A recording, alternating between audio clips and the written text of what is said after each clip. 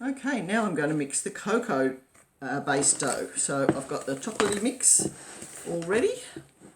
And we start adding the liquid. Like I said, you can use all water, or doing half milk and half water makes a lovely soft bun, really tasty and light. Now, there's no chocolate buttons or chocolate chips in just yet. We're going to add those later after the dough has risen, because if you add them now, they just melt and become all mushy in the dough, and then you can't work with the dough at all. This time we don't make the dough as wet though, because there's no fruit here to soak up the dough. You just want a nice dough, the same as you would if you were making bread.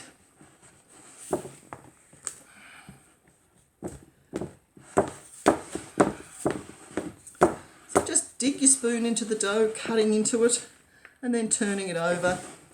That helps to mix the dough.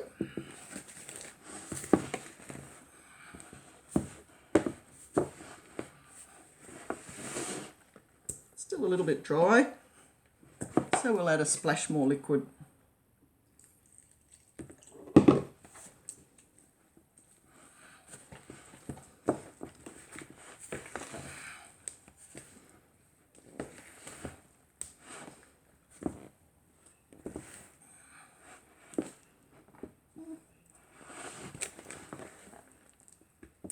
One more splash. Mind you, the last splash you put in is often the splash you didn't need. So be a bit careful, don't overdo it.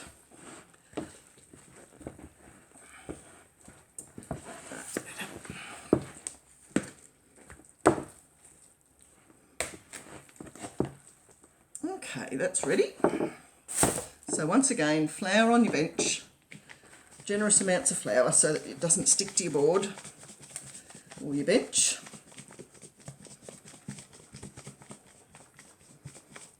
And then once again scrape the dough out of the bowl.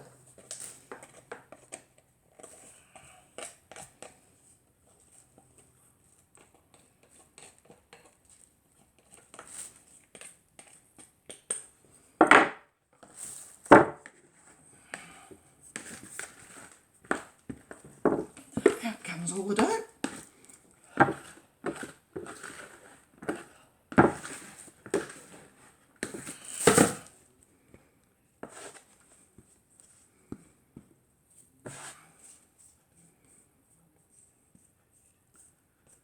And then flour on your hands.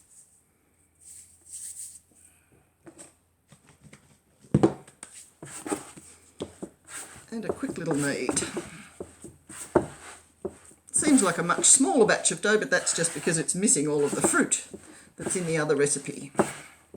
Here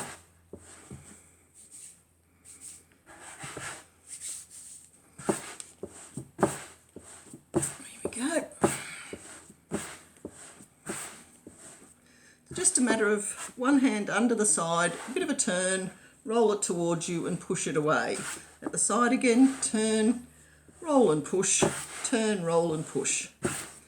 Don't have to be working hard, you don't have to be getting puffed doing it.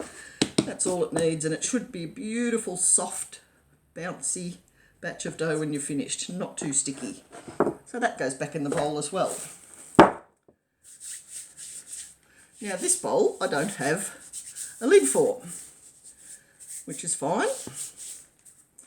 I just take a freezer bag, a clean freezer bag, and put that down on the dough. That's going to hold all the moisture in the dough, it won't dry out, and then over the top of that I'm going to put a towel.